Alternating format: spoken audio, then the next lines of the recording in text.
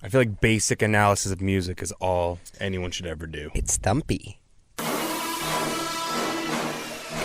You're listening to Nearly Informed. What's happening, everybody? Nearly Informed. I'm Brian Moote. In today, Patrick Moote. What up? We got a good show today, man. We're going to talk about some of Pat's cancer updates. Sweet. Sounds like a riveting adventure. Rip, roar, and ride on Nearly Informed. We're going to talk about some of his chemotherapy stuff, where he's at right now, some of the challenges, the physical challenges he's got coming up. We're doing some things. He's gonna do some marathon action. What? I know. Yeah, it's gonna be good. People are already worried about it. They're already like, "Are you sure you should be running a marathon?" Like, Did you? right But you after put in the finish post. Well, no, let's not get into that. That's a long form tease.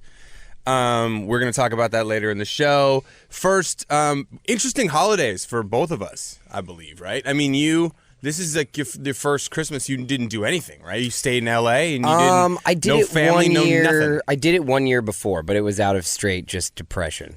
But you didn't see anybody? Like mom? You didn't see a mom? You No, didn't see dad, I you didn't stayed. I stayed in L.A. 1 year, like 3 years ago. I think I stayed in L.A. and just chilled and like did my own thing. But it was out of a place of like it was a cry for help that fell on deaf ears. It was a cry for help? Yeah, I don't know. I was just having like a bad time and like wanted to be like, I'm just gonna do Christmas alone because I don't even care. I was also broke. Yeah, you know what I've done before? And nobody cared. This is never a good idea, is when you do the thing where you're like, I want to see if anyone will remember my birthday. Yeah. And then no one does. And then you're mad at everybody, but Sure. then you didn't tell anybody it was your birthday. And it's your responsibility. If you It want really but is. like if you want a birthday, then ask for a birthday. You know what I mean? This year it wasn't like that though. Well, This year I really wanted to just. As I've gotten older, I've been okay with like telling people it's my birthday. Like, Sure. I didn't used to be able to do that. I used to feel weird. Now it's like, if I want a birthday party, I'll tell you. If not, like, I don't care. So you stayed here in L.A., but you stayed because of... It wasn't like a cry for help. It was literally like we did Thanksgiving together where the whole family was together. That was and it was exhausting. Yeah. It was exhausting. It was like a bunch of people living on top of each other, which would have been the same situation because I can't really travel. So everybody would have had to come here, and I just wasn't really like the chaos. It was too I wasn't much. all about the chaos. It was too much. I learned, like, Christmas for me as well, or Thanksgiving for me, I should say. Christmas was great, but Thanksgiving, I decided, nah. Like, my girlfriend Jessica and I decided we were going to do what we did last year. Kind of last year we went to Paris, and then went to Germany, and then went to Amsterdam for New Year's, and that was awesome. Dope. But this year we decided, nah, out. We are out. Like, I was maxed out during Thanksgiving with just... It was fun. We talked about the beach trip and like what I was just telling a kid to go enjoy the beach because I was like, yo, I just dropped $3,500 on this beach house and you're for like a week. 12. If you say you're bored one more time in a first world country, I'm going to slap you with your tablet. Throw an Xbox controller at you. I know. And I always only do one like family holiday. Like, and usually I just choose to do Thanksgiving down here in LA and then do Christmas. So this year we did Thanksgiving here. So I was familyed out. So it was cool, man. I chilled. Like, I chilled really hard. I watched a lot of Gold Rush Whitewater and Gold Rush Regular.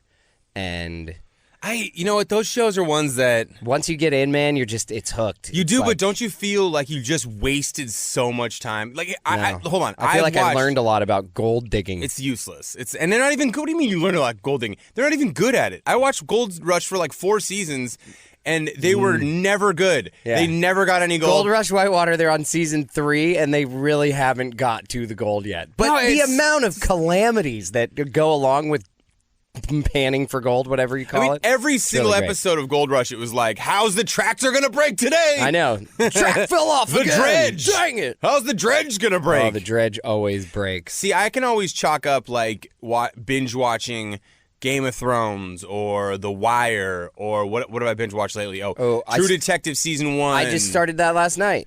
Yeah, I can always chalk that up to... as someone who is a storyteller and wants to write and has written things in the past, I can always chalk binge watching that up to like, research. I'm researching something, or I'm bettering my my grasp on entertainment and storytelling. I mean, but like Gold Rush is just like mindless sitting there. I'm probably scrolling Twitter most of the time. It makes me want to travel more, but not like the travel where you like take pictures in front of like the Eiffel Tower, but travel where you like walk out into the woods and like wander. A walkabout more. So it sounds like inspires me to do.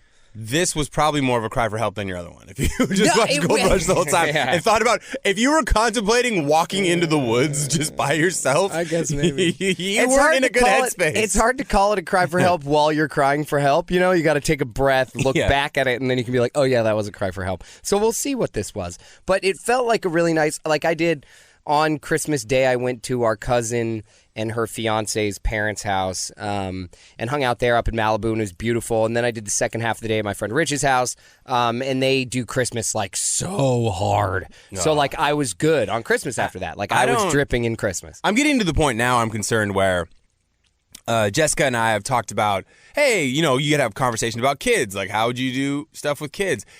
Her and I are so kind of whatever about Christmas sometimes. Like, we like experiences that I am concerned that we're not going to be able to do Christmas justice for children. Like, I'm just going to go, guys, I mean, I'm talking to a 2-year-old. I'll be like, buddy, how about this? Instead of presents this year, let's go to Jamaica. And the kid just wants presents. They don't want to go to Jamaica. I've found I've seen just from witnessing friends having kids and then them having to do Christmas Just with changes? kids. You just get sucked up into it. Pretty soon, there is something that's great about giving gifts. Like I got you some gifts this year. I got Killian. I never give gifts. Listen, you gave the gifts you gave us. I'm going to run through them real quick because the gifts that you get from people tell a lot about what they think about you. And I've decided I need to clean up my life in terms of drinking this year because, and I've talked about this before, and I've like over the last year, I've gotten way better at drinking just for fun and not drinking because I'm, you know, emotionally needing to deal with some stuff, which I've gone through some pretty big ups and downs over the last 4 years. Sure. But like in the last 6 months, 7 months, I've been really good at just not like drinking for no reason, right? And I'm very proud of that. Like that's a good thing. I want to get a grasp on that because I don't want to hit rock bottom on anything, right? Yeah, sure. But Patrick gave us a 1,000-piece puzzle of cats doing yoga, which is funny because my girlfriend loves puzzles and I hate them. I hate puzzles. Because and I only hate puzzles because she hates things that She are gets unfinished. laser focused in. She can't leave it unfinished. So now you just cursed me with like a 4-day. I had to convince her. I was like, let's not do the puzzle. No, like we're going to be here no, don't do it.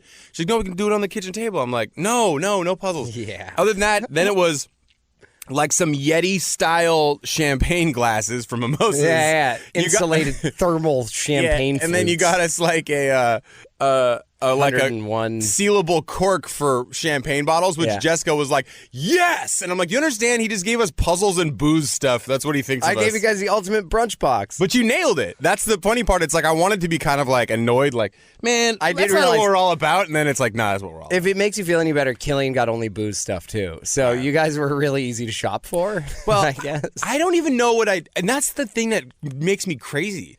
I don't even know what I'd want for Christmas. You're hard to shop for. Like, I have no idea. You're idea. really hard to shop for. What I got, I was just kind of looking at it like, oh, this will be a fun like brunch afternoon for them that's all I because you really guys want. love to brunch. I want to There's be honest, also the hat game, the Santa hat Oh, that game. was an amazing game. This Santa hat game, you put a Santa hat on the corner of your television, and there's different rules for when someone's head is in the Santa hat on the screen. We thought it sounds dumb. It sounds like dumb. it's never going to work. Within 10 seconds, we had a dog on the corner of the screen of the TV Wearing the Santa hat that was on the corner of the TV, and that is drink your entire drink. So it's a lot of fun. It's funny. I really, she's asked me, birthdays, she didn't, like, never, I never tell her what I want for my birthday because I don't really want anything. There's really nothing that I want. Yeah. And it's not, like, if you wanted to get me new headphones or something, I'd take new headphones. And I've heard that before, I'm really hard to shop for. This year she got me a authentic Gucci hoodie. Because at one point in time, that's a good gift for you. At one point in time, I just said I wanted like a bougie hooded sweatshirt, like that one where it's like way too expensive. Yeah. And I looked at it, and I'm like, almost took it back like 5 times, and then she was like, "No, just keep it. You're gonna have it for like a decade or more. Yeah. Just hold on to it." And the best part is, it's so expensive, and it fits legitimately perfectly. That I have to lose a little weight for it to fit like real perfect, but I can never gain weight. Because if I can't, then this sweatshirt that's about as much as 1 month of rent for me won't even fit, and then I'll just have it in the closet. All I heard is that with the right negative reinforcement, this is your sweatshirt, Patrick. This is Nearly Informed with Brad and Brian. Brad Nolan out today. This is Nearly Informed. Brad is doing phase 2 of recertifying himself to be an airplane pilot, to fly.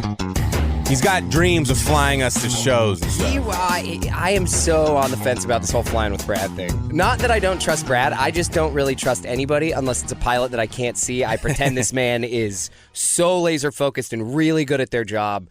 They went to colleges on colleges to become a flying person. And they sit in the front where they belong, and I don't look at them or see them, and I pretend that they can't make mistakes. Brad's full of mystery. For those of you who haven't binge watched our show, oh, and by the way, the show is daily now. Nearly Informed is daily. We will have guests in all week. We're actually in the process of moving to a bigger studio. One will have way more microphones and cast members and people. We're turning this into a legitimate ensemble show. Love it. It's going to be a lot of fun. Here's the thing about Brad. He is full of weird surprises. I don't know if you guys have friends like this. You probably do. If you do, tweet at me at Moote Points.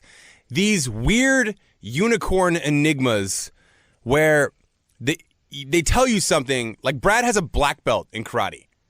Like a second-degree black belt. Wasn't Brad a Marine or something? He was in the Army. Yeah. He was Army Reserve, or he was in the Army ROTC, went into the Army, went through boot camp, was in the Army, and then they... due to 9/11, they tried to move him into like an infantry role, and he was like, I joined the ROTC. Well, he joined early. It's not fair. Sure. He joined early because he wanted to be a pilot, and he wanted like helicopter pilot and do all this other like engineering and be like the corps of engineers or whatever the hell it is. Mm-hmm. But he wasn't trying to be like guy who holds a machine gun. And thank God that he had it made me laugh to think of like Brad, like, all right, you guys, you two over there, you two over here, and then everyone else, follow me. No, Brad, see, if Brad was on, Brad needs to be somebody. Brad would be like Operation Human Shield. Let's get these nerdy guys up here to walk. Well, he's one of those people that has to be in control. He has to be like a decision maker, because if he's just someone who's being told what to do, he'll just be like, I don't even know if I believe in this anyway, man.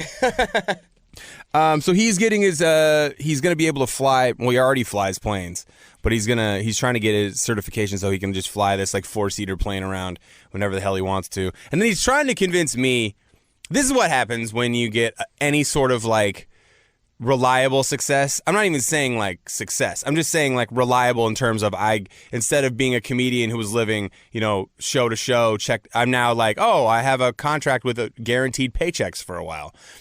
He's now doing the thing where he wants me to buy into some sort of like plane share service. No. Like me and Jessica and then a couple other friends. He wants like 4 or 5 of us to get together and it's like a timeshare for a plane, but you have to have like the biggest expense is not the plane, it's the pilot. So then he'd be our pilot, but then the caveat is he's going to fly the plane all the time and we'll probably only ride in it like twice a year and maybe just to go to Napa for like wine tasting. But then if I break down the price, added up during the whole time, it would have been $80 round trip to fly to Sacramento from LAX. Yeah. Like, this is ridiculous. What are you doing? Sure. So he'll be back tomorrow. Tomorrow we also have comedian Ryan Dalton. We have Shreen Thor on Wednesday. I'm going to try to... Pat, you want to be back on Thursday? Back on Thursday? Back on the show. Let me check with my people. Check with your people. So I was I want to run this by you because this was a really funny argument that... we had with some parents out in Eastern Georgia. For New Year's, I went to Eastern Georgia. My girlfriend and I went to out there with her sister's husband, and then 2 of our good friends. And we got there, and there were some people already there staying there with my girlfriend's brother-in-law, Eric, right? And there are people that work with him, and they'd been there all weekend, like hunting. I mean, this is like out in this cabin is amazing. It's out in the woods. It's all about gun. It's a lot of gun folk. Got a gun stuff out there. They had like a target shooting, like good old clay boys. frisbees that you could shoot, skeet shooting or whatever, off the back deck, which was awesome. They had an AR-15 with night vision, which was. I'll put it this way: I'm not anti-gun. I'm not pro-gun. I'm very like supportive of guns in the right hands of people who are safe. And I will say this. That everyone out there knows guns, and I felt safe, and they showed me how to do it all. Like, I haven't shot a gun in a long time. And AR-15 with night vision, pretty cool. But immediately I was like, we probably don't need this in the hands of us. Yeah, no. People don't need this. Okay. I was like, I don't really need... It had like a suppressor, so it wasn't that loud. I was like, you know, I could see why someone would make the argument, this is an unnecessary gun for me to be shooting right now. I don't need, but I will say this, it was pretty fun. Yeah, no, they're fun to shoot. Guns are fun to shoot. I haven't shot a gun in so long, and I'm like so anti-gun now that even hearing that people have those like makes my blood boil. It's like, I'm what, not for what? Listen, For the hogs, them pesky hogs. I mean, come running dude, around? those pesky hogs out in eastern Georgia, Wild boars. I mean, That but was here's the thing. That was the excuse. Here's the thing. I think Hold on. You use those things like wild boars and stuff as the rationale because you want to get something fun. You know what I mean? Yeah. And like you have this little like loophole of like, but what if there's a wild pig that comes running at us in the middle of the It's night? like getting a crotch rocket for your commute. Exactly. Like, this is for my commute. Do you know how much time I save? Probably about 25 minutes a day. My stance on guns now is I want reasonable weapons that people can have access to, and I want people to be like held accountable for the safety of it. Like the thing that I hate is the fact that like not everywhere people are good with securing them because then their houses get broken into and then those guns end up on the streets possibly or whatever. The point is that there were guns. Yeah, sure. There were I guns. just think it should be so hard to get a gun. Like, it should be really hard. Like, it should be like go to college I think hard. I've never bought a gun, so I don't know. So We and tried also to buy it's one different online, state and to it state. was hella easy. Yeah, until it was like a background. They still had a background check, but it was pretty easy to buy. I mean, I went all the way up to trying to buy, like actually going through, and then Yeah, we're just going to order it online. Well, I was like, I'm gonna do this for a radio bit, and I'm like, why? And would then I you end do up with a this? gun, and everybody on the I don't radio need- knows you have a gun I don't in need your that. I garage don't that you need never that. use. Yeah. So we're out in Georgia, and there's two couples there, and they have kids, right? And Kids and guns. the parents are all getting hammered, right? Kids and guns and alcohol. Yeah. But also, like, we don't have any kids, so Sure. I was, like, playing with some kids, and I'm not, like, come on, man, I'm trying to entertain kids and stuff. I went out, it's New Year's Eve weekend. I went out to Eastern Georgia to get turned up. Yeah, you know what I lit. mean? Like, we're Lit not in the driving woods. anywhere. We just want to hang out, have a good time. Getting drunk in the safety of the wilderness. Yeah, have some fire, have a big old fire, all this stuff. And what I was interested in is that I feel like always one parent has to stay sober, and that wasn't the case for either one of these couples. Like, they just went off. I mean, maybe that's just like how they roll, but Sure. they were Or they smashed. both just decided, like, maybe they thought that they had made an agreement that they were both going to drink. right, or be the sober one. Yeah, and then they forgot. And that- yeah, right. Yeah. So, and then they're hammered. And then they're out off the back of the deck, like shooting the night vision gun at this target, all drunk. And I was like, yo, I think that's probably a real bad idea. Like, I don't care if you're the safest person in the world. Like, drunk, you could slip and fall in the grass or whatever. Sure. So then... It's also night, too, where you don't, even with night vision, you don't necessarily know what you're shooting at. It could be a neighbor just like, Well, I hey, mean, what's the no, it was snapping on sound? 280 acres. There was no one. I mean, that part was fine. I just, for me, bottom line, everything is less safe drunk, Could right? be a deer. Listen, I do this for a living, guys. The drinking part, not the shooting part. I'm way less safe. Me just being around you guys is less safe. I don't even cook when I'm drunk. So here's the interesting debate, though, is my girlfriend goes over and she's like, hey, like, this is really unsafe for you guys to be doing that. I'm like, no, we're fine, blah, blah. And then her and the two moms start getting into a debate, and she goes, listen, we didn't even, like, we didn't know you guys were going to be here. We didn't know kids were going to be here. Had we known kids were going to be here and you guys were all still going to be here, we probably wouldn't have come till tomorrow because it's crowded. And, like, and then they got all offended. Well, we wouldn't have brought our kids if we knew our kids weren't welcome. And she was like, that's not what I'm saying. What I'm saying is, two single couples didn't come up or three single couples technically, but two of them own the house. But two single couples didn't come up to this cabin to be like babysitting or like entertaining. I'm not trying to Especially entertain while you're shooting guns. Well, I'm not trying to play Jenga with your kids all night. You know what I mean? Like, and your kids aren't bad. We're not saying your kids are bad. We're just saying like that really wasn't what Or we were. be a parent.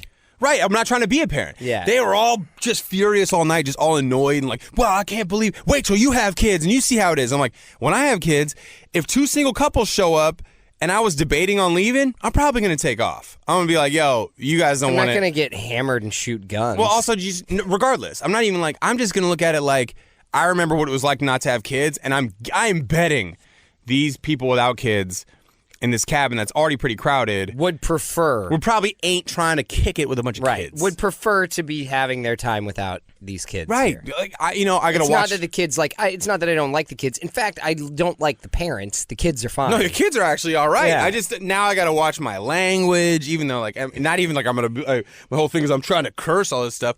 But the lady was like, "Wait till you have children and you see what it's like." And I'm like, "Yo, when I have kids, I am not going to subject single people to torture all night long while having to play Jenga instead of drinking and getting lit." Yeah. Sure.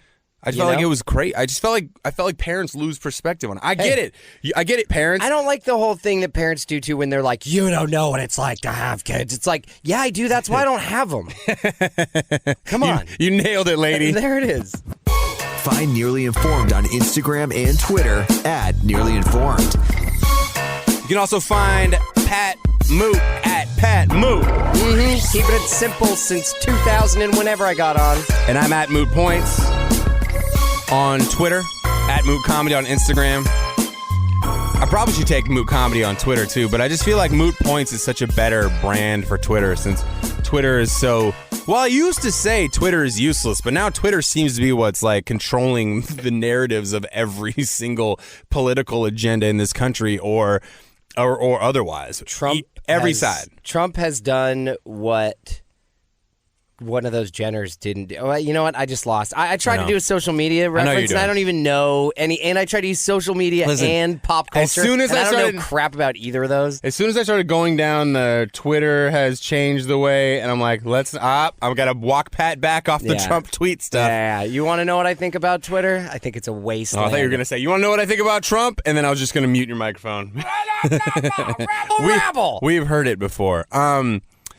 I want to talk about this. Fascinated me yesterday. So let's get into your chemotherapy. And for people who don't know, Pat was diagnosed with stage 3 colon cancer, had a third-year colon removed. Mm-hmm. And you just completed round 9 of 12 rounds of chemotherapy. Right? Yes. So you have 10, 11, 12 left. 10, 11, 12. You have 3 more. left. I know. I took him up to get his little chemo pack off. He's got this 48-hour chemo bag that he just loathes. Worst. Because it just stays with him for 2 days. It's like a needle sticking out of my chest for 48 hours. It's with a hose hooked to it. It's just awful. And he has like a little card that they sign out every time. He has it's like a library card for a chemo bag. Right? I mean, it's kind of what it looks like. Yeah, they make me sign it out. It's so old school. It just makes me laugh because every part of what's happening is so technologically, advanced. And the science of chemotherapy is one that has, leaps and bounds, due to cancer research. You can now take the chemo home for 2 days, which I say get to, but also it sucks. Still got to sign out for then your bag. Sign it out on paper. It's like this whole thing's like you can't have an app for that. What's funny is that I got home and I was like, this bag stinks, and so I put it into a fanny pack and I just threw the bag in the corner and it's still sitting there. They never got it back. What bag? The little the medicine bag. The bag that they gave me a bag to carry it in, a carrying bag, and I had to sign out for that too. Oh, okay. So they gave you the bag, they gave you like a nerdy bag, but you use a fanny pack with with like a kitten riding look like a unicorn. A dork, so I use a fanny pack.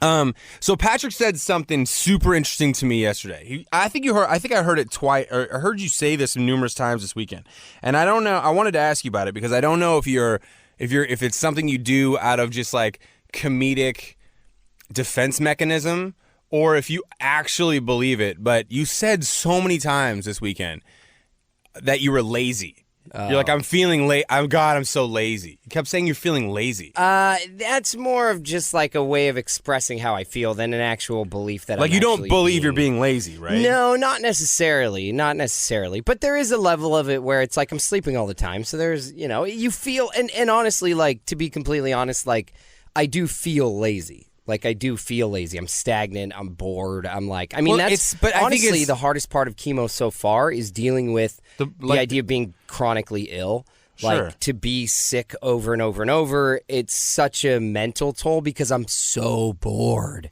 Right. Well, you're tired. You're exhausted. You're bored. Yeah, I just think it was interesting to me because the word lazy sounds like a choice, right? Like you're making the choice. And I think that for you, you've been somebody who's always been self-employed or self-unemployed, however you want to look at it. Whatever. I was trying to do it on my own, whether it was working or not. It was and debatable. So I feel like you've drilled into yourself, if you're not doing something, that you're being lazy. Yeah. Right? So I feel like you get your chemo bag off on Thursday, and then on Saturday, you're just sitting around for the whole day, and you're like, oh, God, I'm just so lazy today. When really, it's your body. Like, I tweeted that because I wanted to get some input, I know. some opinions from people. People are frustrated with me. Well, they're not frustrated. They just want you to stop saying that. Well, and the American Cancer Society said, this is what they tweeted back to me. Did American Cancer Society actually tweet back? Yes, to you? they said they tweeted this morning. They said, sending our thoughts and love to Pat and your family during this challenging time. Rest is so necessary when your body is working hard and going through so much. You're doing amazing. Your body may feel what is lazy to you, but really it's all your cells that are healthy cells regenerating and fighting to improve your health. Because basically what chemo is doing is slowly killing you, but the cells that die first are the weaker cells, which are the cancer cells or the cells that rapidly the replicate. Platelets, hemoglobin, some of the ones that are the smaller, kind of weaker cells are very vulnerable to the chemotherapy. I mean, honestly, it is funny that you bring it up because, Brian, you do take such offense to, not offense to it, but I get what you're saying. Like, you're not being lazy. But it is, I think when I start saying that, I've noticed, and you probably noticed this weekend, I can't sit still. It's but obnoxious. I'm so tired that he just can't. gets up and he walks around. I just wander around and I don't know what I'm doing, and I'm and it's all just because I am used to being to doing things all the time, right? And having to take a step back and just not do things is really hard, and it feels lazy. I feel like I get depressed and down. Here's the thing. A bum. Here's the thing. So you're saying lazy because it feels like what it is and used to be lazy to you, but your body's doing more work in that moment to get your health back after a round of chemo than it's ever done in its life, right? Yeah. Like your body is working overtime. That's why you're tired. That's why you need the rest. But my worry is I know you're kind of on one hand just throwing a joke about it. I'm being lazy, but I think stuff like that can have a subconscious effect on your outlook, so you keep saying I feel so lazy. You're almost reaffirming to yourself, even if it's a comedic mechanism, that this is all a choice and that I should be running the streets of Hollywood, doing whatever I want to do and not letting streets red, right? Well, just not letting chemotherapy get me down. And what is interesting about that too, because I think it also goes not the other direction, but it also I also think that the fact that I've been down and depressed a little bit lately, which I have been, the last couple weeks have been really hard. The last couple treatments have been really hard because I'm in the middle. So I'm in no man's land. At the beginning it was easy to be, positive because you have to be. It's the beginning of the thing. You're going to do this. I'm going to get through this. You get a few in, all of a sudden, that's all gone. And now all of a sudden, you're just stuck in the middle of it. I think the word lazy was coming from a place for me of I know that there's something wrong. There's something off about me right now. I am tired. I'm emotionally worn out. I am stressed. Sure. And now I'm not doing some of the things that I was doing before, which is staying positive, getting exercise, eating healthy. I started to fall off of those things. And so I think it was kind of coming from a place of once again, another cry for help from Pat saying, and it worked. Look at this. It worked because you brought it up. I think it was coming from a place of not necessarily manifest destiny where I was self-fulfilling prophecy, but more coming from a place of I'm already living this and I'm kind of expressing it through, this comedic way of saying that I'm lazy.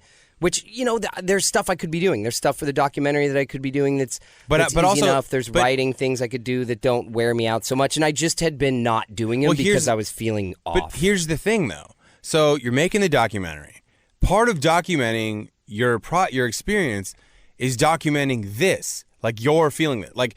You can't, we've talked about this before, you can't direct your own documentary about your own process going through cancer. You just need to document it. You can't direct it, right? So I think what's interesting to me is you feeling, and this is why I wanted to ask you about it on the show, is you feeling like you should be doing more or you feeling like, oh man, I should be working on the documentary, this, like, that is what everybody goes through. Not with the documentary, but just with cancer itself. Like the support wavers a little bit, right? Like if you had like a chart on how the people's, like, not that anyone's like against you doing cancer, but it's like people have lives, right? They're living their lives. They're doing 12 rounds. That's 24 weeks of people being. There are the forgotten pumped. rounds where it's like, there is no plan for it. I'm just going into forgotten chemotherapy. Forgotten rounds is a very good way to put it, because it's almost like, Tuesday again, really? You got to go do that again? Like, it's a lot of it has to be self-driven in terms of believing in yourself and saying like, hey, I'm going to be okay. But also I think part of that is accepting the fact that you don't need to be working on the documentary right now. Sure. You need to be just documenting your experience. Like the fact that you said you're like, I feel lazy, I should be doing more. Dude, everyone who goes through chemotherapy has been laid up, like 75% done with their treatments, and have been like, man, I should be like, there's so many things I could be doing. But you feel like trash, so you can't, but you need to get better. And you can't look ahead, really, so you're stuck being present in the moment, which I think is a good thing, to be present in the moment, except when what your moment is this chronic illness that you're...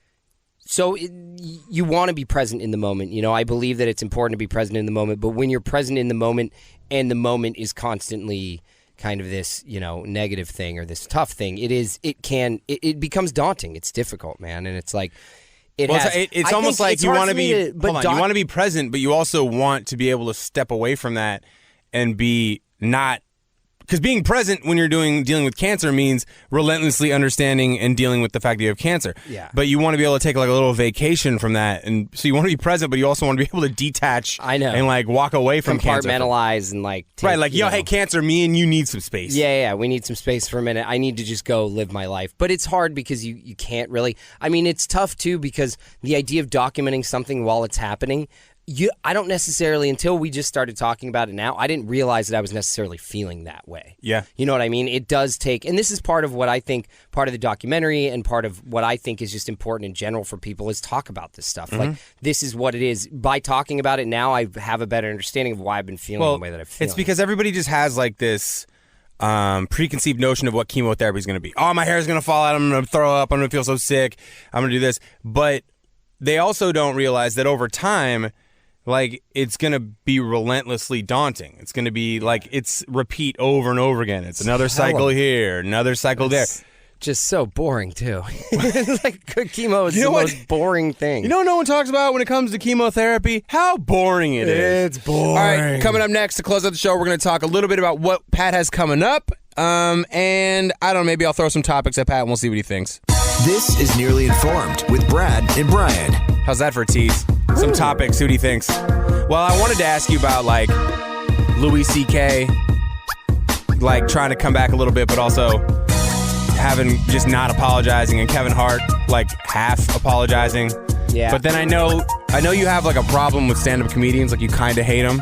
Yeah. So I don't think it does. I don't think it does wonders for your personality. I'll tell you that much. Well, just because you just know a lot of comedians that are terrible, awful people. Yeah. And so do I, for that matter. I know. Just terrible, awful people. But it's funny because I think if someone was like, how do you piss your brother off? I'd be like, okay, this is easy, all right? We either talk about Trump or we talk about stand-up comics. Now, I think it's more fun to talk about the stand-up comics than Trump.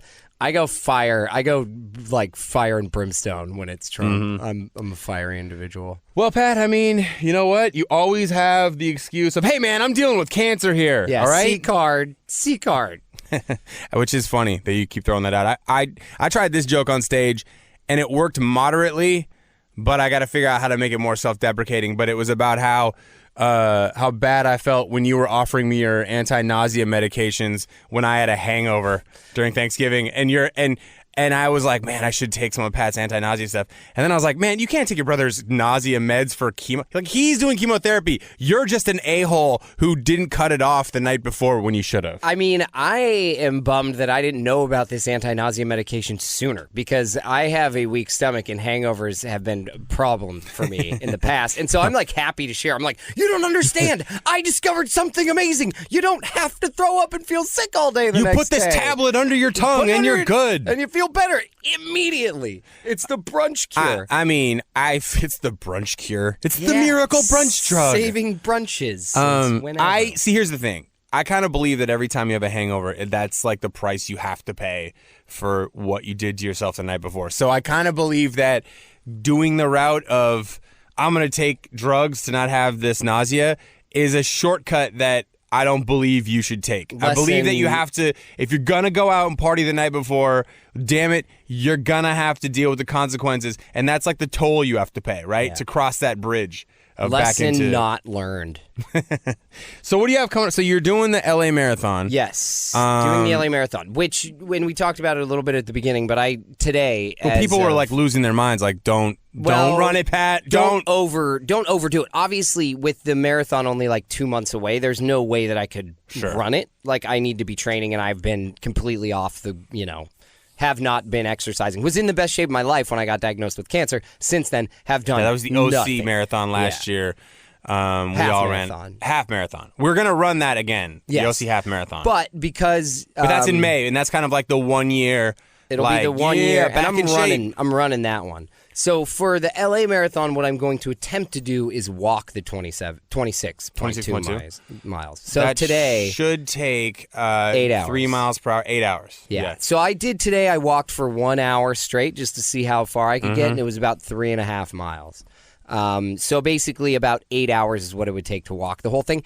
That said, I haven't really got any exercise, and I have like a blister on my toe from walking for an hour. I have like some pains in my hip from walking for an hour. So I don't know if I'll actually be able to walk 26 miles. Bird scooters! I mean, I will absolutely bird scooter the entire thing. I think you get a pass if you want a bird scooter. If I tap out, and that's what people were concerned about, was like, don't push yourself, don't do too much. It's like, look, first of all, I'm going to train so I'll know how far I can go before we even do this. But also, I got the C card, baby. I can tap out whenever I want. It's fine. With no repercussions, nobody will think any less of me. I will still be a hero in there. Do you know when the LA Marathon is? I'm looking it up right now. LA Marathon is what, April 26th? Sunday, March 24th. March 24th. You were just a month off. I was just a month off. Sunday, March 24th. It starts at 6:30 a.m. I was giving myself an extra month to get ready. Yeah, now that you're not going to have that month. You're going to get about, I will 5 to 6 weeks? I will have, about 5 weeks post-chemo. I walked 20 miles in a day once. Why did you do that? I did the Susan G. Komen Walk for a Cure, so you walk 30 miles.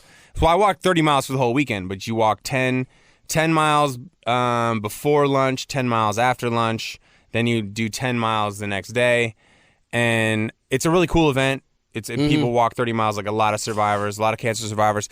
I will say the walking thing is it gets relentless. It's going to feel relentless. Now, 26.2 miles is a hell of a walk. Yeah, it's a long walk. It'll be the longest I've ever walked. I mean, that's long. Why would anyone walk that? I have no idea. I mean, for I think 8 straight hours. I mean, unless you were lost in the wilderness. Yeah. But still, you'd probably be breaking to rest.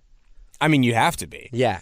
It's going to be an Ironman walk. The Iron Man of walking. So I was wondering about this. Should we start raising money per mile or something like that? Do like they used to do for those fundraisers? Like Jump Rope for Heart? Like the run, jog, walkathon. Oh, man. I remember Jump Rope for Heart, man. I used to raise money. This is so funny, though, man. When you were a kid, I would raise money for They turned us into cash cows. Yeah, I would raise money. We were just raking it in for the NCAA. dumbest stuff in the world, like pink duffel bags. I remember I did a Domino's pizza. I remember that one. You got the Noid. Noid. I got this little Noid puppet, that little rabbit man. Probably retails at about $29.99. Sold about $10,000 worth of pizza. Oh man, I made everyone. Here's the other thing, too, is that the Domino's, they came they were Domino's freezer pizzas. So people bought 25 Domino's freezer pizzas. I remember that when they were trying to get into they were trying to encroach on Papa Murphy's. They were getting into that take and bake game. Papa Murphy had none of that. I don't think Domino's. I think they knew their strength. You know who's known who I really admire for really knowing their strength? Little Caesars. Just Sure. go for the hot and readies. Yeah. Like, I don't even know. Can you order your own pizza know at what's Little crazy? Caesars? Or do you just got to go in there like, hey, pepperoni or cheese, $5? They might have like a Supreme or something like that. They might have something with sauce. But you can't just go in there and order to go. No, you or can't order, just like, be like, I'll have a white sauce. I would have margarita caprese. Margarita pizzas are some of the most like mislead. That's the most misleading name ever. I was like, margarita pizza. What is it gonna have lime on it and salt? And they just, you know what I hate about the margarita pizza is that the cheese never covers the crust. Like, so there's like a piece of cheese awkwardly placed in the middle of the pizza and like the slice, and you're just kind of like, what do I? The one thing you can fold this up? guarantee about any place that has margarita pizza is that if you order only one of them, you're still going to be hungry. Yeah. Because it's going to be one that the crust is going to be like a tortilla, like a flour tortilla thickness, and it's going to be super bougie. It's going to have, in the middle of it, it's going to have like a rosemary sprig in the middle. You know what? It's like somebody just unwrapped a calzone and then had like 4 people share it. And it was like, here you go. Just mush it out, man. 4 of you share this now. I don't even, I think it's what, mozzarella, like discs of mozzarella and Yeah, sauce? they throw the discs of mozzarella in there. I mean, basically the only way to eat it really is to spinach. wrap it up so you get a little. I'm a big proponent of the perfect bite. So like every bite has to have all the perfect flavors in it. Yeah. You know what? I'm the proponent of the perfect bite with a burrito. Oh, sure. And it's hands down. I've had this argument with people who think they know burritos better. And I can't stand it when people don't eat the last nub. Oh, that's where all the juice goes. I mean, the juice settles in the bottom of that thing. crazy. And it's now granted, sometimes if you got a place that doesn't know how to roll a burrito, you won't have all of the toppings down or all of the fixins, not the toppings, but the fixins down at the bottom. But man, even if it's just a nub full of rice on a burrito, it's just like a soupy, like oily mess. It's like sucking the brain out of a crawdad, which I know you're not going to agree with, but it is just It's like the most that. disgusting visual It ever. is. That's where all the sauce goes and like heats up that brain into liquid. You suck the brains out of crawfish. That's how you eat a mud bug, baby. No, you do not. Yes, you do. I know that's how Put you it on the can. poll.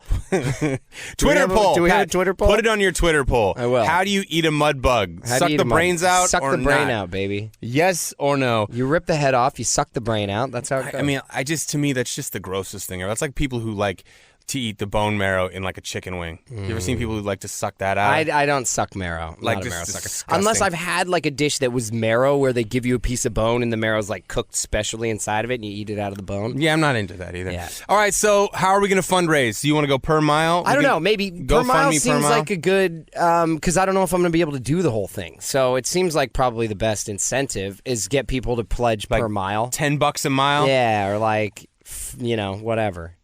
Put it on. $1,000 a mile. Let's put it on Facebook. We'll come up with a way to do it. People have to pledge, and then I guess we'll just make them. We'll just go and collect on their asses. Yeah. Is there a website we can do this under? Probably. If you know a way to do this, There's got to be a fundraising website. hit Pat up at Pat Moote if you know a good way to do this. This has been Nearly Informed. Come hang out with us tomorrow, y'all.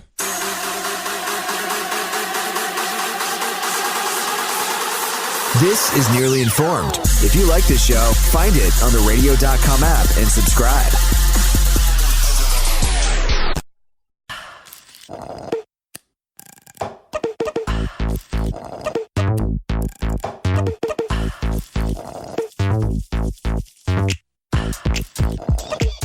Hear that?